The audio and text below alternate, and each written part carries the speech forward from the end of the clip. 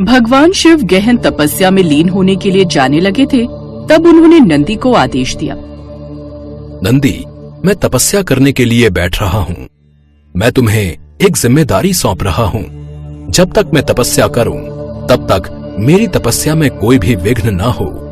इस बात का तुम्हें ध्यान रखना है। तुम्हें मेरे पास बैठकर पूरा पहरा देना है। आप निश्चिंत रहिए प्रभु, मेरे होते हुए कोई भी आपकी तपस्या में विघ्न नहीं डाल सकता। मैं चौकन्ना रहकर पहरा दूंगा। आप आराम से तपस्या कीजिए। आपका ये सेवक यहीं बैठा है। इसके पश्चात भगवान शिव तपस्या करने बैठ जाते हैं और नंदी पूरी भक्ति और निष्ठा के साथ उनके आदेश का पालन करते हैं। नंदी वहीं पर पहरा दे रहे थे ताकि कोई भी आवाज या शोर भगवान शिव को परेशान न करे। धरती लोक पर नवरात्रि का पावन पर्व आने वाला था। देवी दुर्गा पृथ्वी लोक पर जाने के लिए तैयारी कर रही थी। माता, हमें पृथ्वी लोक पर कब जाना है? कल से नवरात्रि प्रारंभ है, इसलिए हमें कल प्रातः ही पृथ्वी लोक पर पहुंचना है। किंतु जाने से पहले मुझे महादेव और बाकी सभी देवताओं से भेंट करनी है। पहले महादेव के पास ही चलते हैं। तो चलिए माता, हम महादेव से मिलाते हैं। एक काम करो, तुम तब तक महादेव को मेरे आने का संदेश दो। मुझे देवी लक्ष्मी से थोड़ा काम है। मैं उनसे भेंट करके उसके पश्चात कैलाश पर पहुंचती हूँ। जो आज्ञा माता। मैं महादेव को आपके आने की सूचना दे देता हूँ।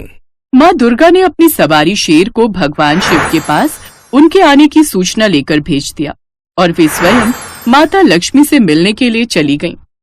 इधर माँ दुर्गा माँ लक्ष्मी से बातचीत कर रही थी, उधर उनका शेर कैलाश पर्वत के पास पहुंच गया था। अपने स्वभाव के अनुसार शेर पर्वत के पास पहुंचते ही गर्जना करने लगा। शेर की गर्जना ने पूरे कैलाश पर्वत को हिला दिया। उसकी ये गर्जना नंदी के कानों तक पहुंची, जो भगवान शिव के समक्ष पहरा दे रहे थे। ये गर्जना कैसी? ये शेर कौन है जो कैलाश की शांति को भंग कर रहा है? भगवान शिव की तपस्या में विघ्न डालने की हिम्मत कोई कैसे कर सकता है? अच्छा, तो तुम हो वो शेर। अपनी गर्जना करना बंद करो। ये भगवान शिव की तपस्या का समय है। मुझे भगवान शिव से मिलना है। मैं अपनी गर्जना से उन्हें अपने आने का संकेत दे रहा हूं। और तुम कौन हो मुझे गर्जना करने से रोकने वाले? मेरे रास्ते से हट जाओ। मुझे महादेव से मिलना है। मैं भगवान शिव का सेवक हूं, उनका प्रहरी हूं। तुझे यहाँ एक कदम भी आगे नहीं बढ़ने दूंगा। नंदी की बातें सुनकर शेर भी क्रोध में आ गया। तुम मेरी शक्ति से परिचित नहीं हो। मैं चाहूं तो तुम्हें पछाड़कर अभी आगे बढ़ सकता हूं। मैं माँ दुर्गा का वाहन हूं। मेरे मार्ग में बाधा मत डालो, अन्यथा तुम्हारे लिए सही नहीं होगा।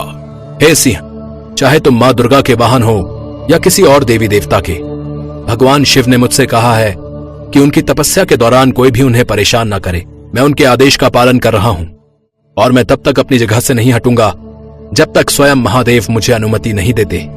नंदी की बातें सुनकर सिंह को और क्रोध आ गया। देखो नंदी, अगर तुम अपना सेवक धर्म निभा रहे हो तो मैं भी अपना सेवक धर्म निभाने से पीछे नहीं हटूंगा। मैं महादेव से मिलकर ही रहूंगा। मैं पीछे नहीं लौटूंगा।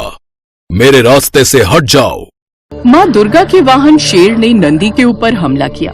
नंदी ने अपने आप को बचाया और उसके पश्चात दोनों में भीषण युद्ध छिड़ गया। शेर अपनी पूरी शक्ति से नंदी पर वार करने लगा, लेकिन नंदी ने भी अपनी ताकत से हर वार का सामना किया और इसी दौरान माँ दुर्गा कैलाश पर्वत पर पहुंच जाती हैं। उन्होंने देखा कि उनके शेर और शिवजी के नंदी आपस में लड़ रहे हैं। इतनी देर में शिवजी भी तपस्या से जाग जाते हैं। उन्होंने भी जब माता दुर्गा के शेर और अपने गढ़ नंदी को युद्ध करते देखा तो वो भी चकित रह गए। ये आप दोनों इस तरह युद्ध क्यों कर रहे हैं? आखिर युद्ध का विषय क्या है? माता, ये नंदी मुझे भगवान शिव से मिलने के लिए मना कर रहा है। मैं तो बस आपकी आज्ञा का पालन कर रहा था। प्रणाम माता, मैं भी महादेव की आज्ञा का पालन कर रहा था।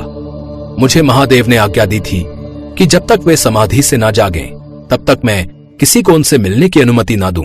मैं भी तो माँ दुर्गा की आज्ञा का पालन ही कर रहा था। मुझे माँ दुर्गा ने महादेव को उनके आने की सूचना लेकर भेजा था, किंतु तुमने मेरी बात को सुना ही नहीं।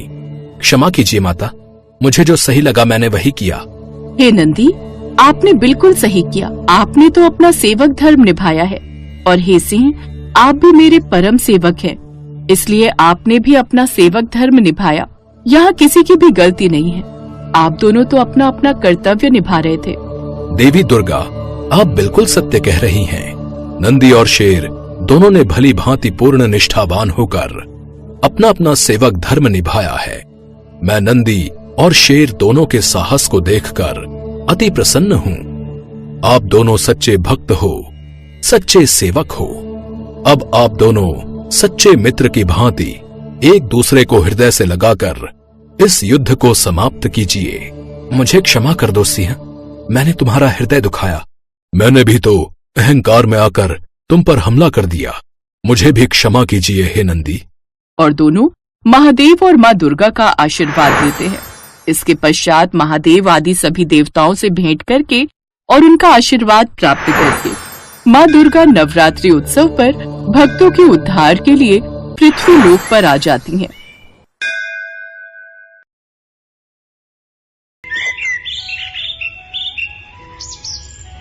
हिंदू शास्त्रों में प्रत्येक देवी देवता किसी न किसी वाहन पर विराजमान है, जैसे कि विष्णु जी का वाहन गरुड़, माँ लक्ष्मी का वाहन उल्लू, माँ सरस्वती का वाहन हंस, शिव जी का वाहन नंदी बैल, गणेश जी का वाहन मूषक, कार्तिकेय का वाहन मोर आदि अनेकों देवी देवता हैं जो किसी न किसी वाहन पर विराजते हैं। जैसे कि माँ दुर्गा का वाहन शेर है। शेर की सवारी करने के कारण माँ दुर्गा को शेरों वाली माँ के नाम से भी पुकारा जाता है। पर शेर ही माँ दुर्गा का वाहन क्यों बना? आखिर शेर को ही ये सौभाग्य क्यों और कैसे प्राप्त हुआ? इसके पीछे एक पौराणिक कथा प्रचलित है। दुर्गा माँ के कई रूप हैं, उनमें से एक रूप माँ पार्वती का भी है। देवी पार्वती बचपन से ही शिव भक्त थी और शिव जी को अपना पति मानती थी। वो शिव जी को पाने के लिए हमेशा तपस्या में लीन रहती थी। देवी पार्वती ने भगवान शिव को पति के रूप में पाने के लिए वर्षों तक कठोर तपस्या की थी। इस कठिन तपस्या में काफी समय तक लीन रहने से देवी पार्वती का रंग सांवला हो गया था। विवाह के पश्चात एक दिन भगवान शिव और देवी पार्वती कैलाश पर्वत पर बैठकर आपस में हंसी ठिठोली कर रहे थे। उसी बीच शिव जी ने माता पार्वती को सांवली कह दिया। देवी पार्वती, तुम्हारा रंग कितना सांवला हो गया है, देखो तो जरा। स्वामी, यह सब तो आपको पाने के लिए मैंने तपस्या की थी, उसी कारण मेरा रंग सांवला हो गया। जाइए, मुझे आपसे बात नहीं करनी। आपने मुझे दुख पहुंचाया है। अब मैं तभी लौट कर आऊंगी जब मैं सांवली नहीं रहूंगी। मैं गौर वर्ण की हो जाऊंगी। मैं तपस्या के लिए जा रही हूँ। पार्वती, रुको तो। अरे तुम तो नाराज हो गई। मैं तो यूं ही कह रहा था। लगता है देवी पार्वती को मेरी बात का बुरा लग गया। अब तो ये तपस्या में लीन होने चली गई। शिव जी से नाराज होकर माँ पार्वती घने जंगलों में जाकर तपस्या में लीन हो गई। जब माता पार्वती तपस्या में लीन थी, उस समय एक भूखा शेर उधर से गुजर रहा था।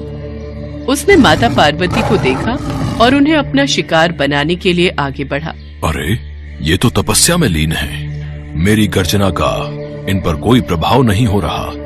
मुझे इनकी तपस्या भंग होने का इंतजार करना होगा। आखिर मैं भी तो देखूं कि एक शेर की गर्जना का असर इन पर क्यों नहीं हुआ और इनकी तपस्या भंग क्यों नहीं हुई, ये भयभीत क्यों नहीं हुई। माता पार्वती को तपस्या में लीन देखकर शेर वहीं पर बैठ जाता है और वो माँ पार्वती की तपस्या समाप्त होने का इंतजार करने लगता है। लेकिन माता पार्वती की तपस्या कई वर्षों तक चलती रही। तब तक वो शेर आस लगाए वहीं पर बैठा रहा। माँ पार्वती के चमत्कार से शेर भी उतने वर्ष भूखा प्यासा रहा, मानो वो भी माँ पार्वती के साथ तपस्या कर रहा हो। न ही उसने माता पार्वती को कुछ कहा और न ही वहां से उठा। तब के कई वर्ष बीत जाने के बाद देवी पार्वती की तपस्या से प्रसन्न होकर वहां शिव जी प्रकट हुए। देवी पार्वती, आंखें खोलो। मैं तुम्हें गोरा होने का वरदान देता हूँ। पार्वती, तुम गंगा स्नान करो, इससे तुम गौर वर्ण की हो जाओगी। अपने उज्जवल गौर वर्ण के कारण अब से संसार आपको गौरी के नाम से भी जानेगा और आपका सांवला वर्ण कौशिकी देवी के नाम से जाना जाएगा। आप धन्य है प्रभु। तभी देवी पार्वती की नजर वहाँ बैठे एक शेर पर जाती है। अरे ये शेर यहाँ कैसे?